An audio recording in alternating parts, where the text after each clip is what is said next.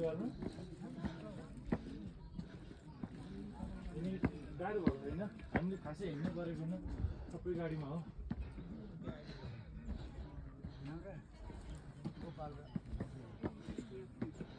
पार्मी त जन्मेको गोपाल कुमारी दुईटै टाउको यताबाट आउने होइन रहेछ नि है गोपाल